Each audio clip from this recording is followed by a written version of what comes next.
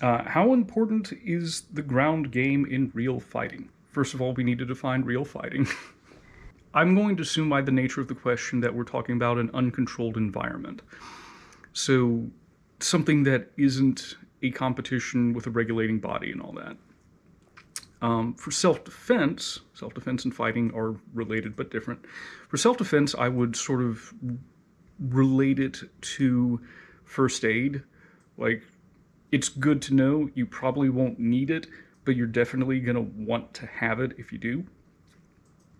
I think that there should be good education on ground escapes and reversals if one is interested in self-defense. To that end, from what I've seen, Brazilian Jiu-Jitsu is the martial art that does the best job at this.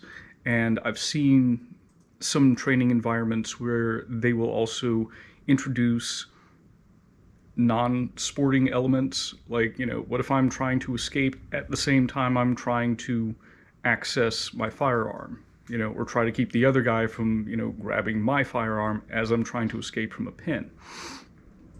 I think if you are not a law enforcement or security professional, that's about the extent that you need.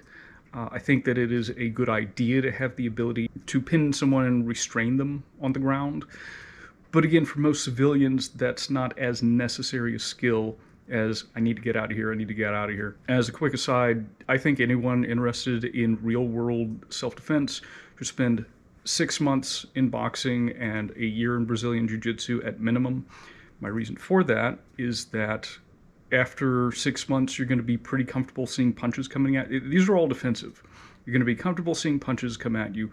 You're also probably going to be more defensively sound as you're throwing your own strikes, not letting your hands come away from your face as you're throwing, compared to someone who doesn't have that sort of training.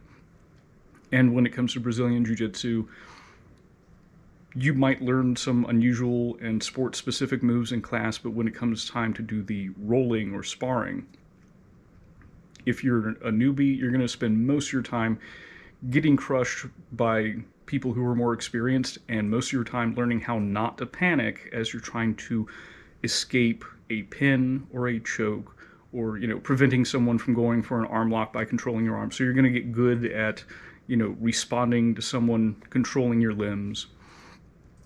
And again, after about a year of that training, an untrained person is probably not going to be able to hold you in a pin. So, yeah, that's my go-to.